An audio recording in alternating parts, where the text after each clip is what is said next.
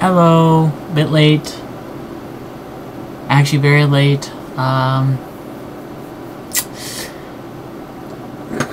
Honestly, nothing really happened today.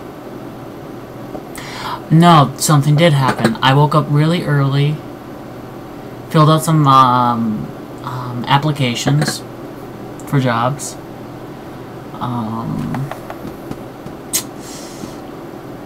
Then I went out for coffee and I forgot my wallet at home, and I decided to go to a coffee house that was across town, so my dad had to bring me my wallet. Once I did that, I basically took a longer drive home because I wanted just to be out of the house for more than 15 minutes, so once I got home, I filled out another application, and then I basically played SimCity. Talked to a friend, started making a few plans for the weekend. High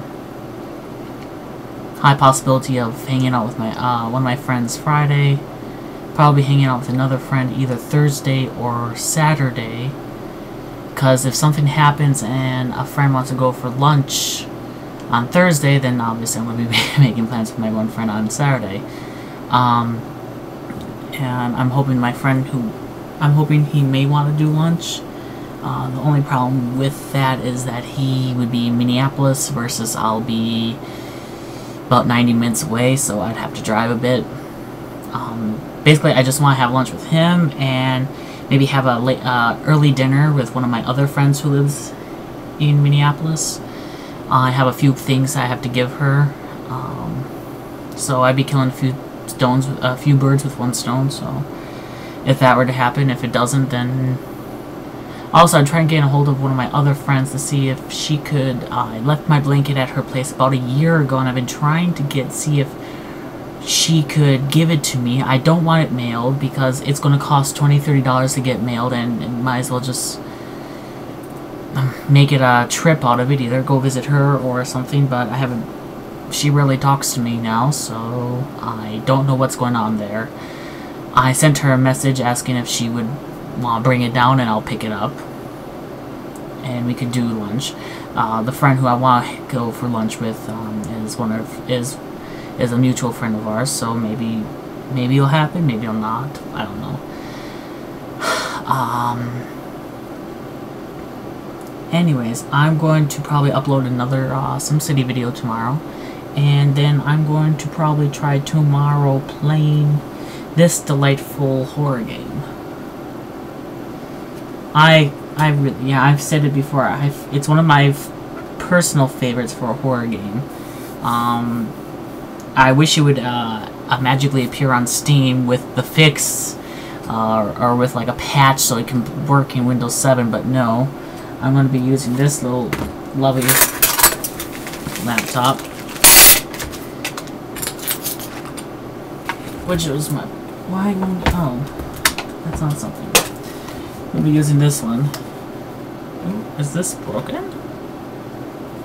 No. This one. It's a Core 2 Duo. It has a NVIDIA Quadro 230.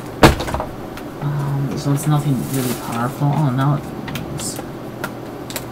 Where does it go to? Here it is. This was my mom's laptop. I bought it to her, for her about a few months prior to her passing last year. So. My dad doesn't need it, so I basically have it in my room, mainly being used for a computer to play games that will not play on otherwise a very functional computer. I mean, the game will not play on my desktop at all. Even in XP mode, it won't play. So, and it doesn't take much to run it, but I mean. It was a game that was developed back in the era of like the NVIDIA 5300, 5500, 5900. If you remember those cards, then we're of the same age. If you don't know what that is, it's a graphics card that was made back in the early 2000s, such as 2002, 2003.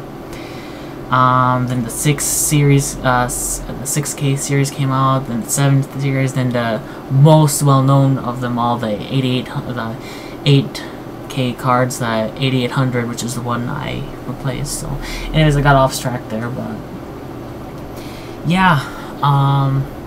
The game was developed back then when it was XP, but it was developed to run on computers ranging from Windows 95 to Windows XP. And let's see, and it will not, yeah, no, 98 ME 2000 and XP. I do not have. I wonder if I can quickly search, because it'd be awesome to tell you the exact specs it requires. Obscure PC video game requirements.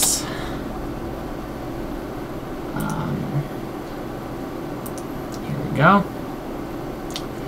This is what it requires: a 1 GHz P3, 256 megs of RAM, 8x CD-ROM drive, a 32 megabyte NVIDIA GeForce 2 class graphics card. That was late 90s, early millennium, so it can run on a computer that was built in 2000, 2001, and it will be max out. Now the recommended is a 2 GHz Pentium 4, and by the way, this is before the Prescott days. So this is what is the particular Pentium? Let me what is it? What is the socket?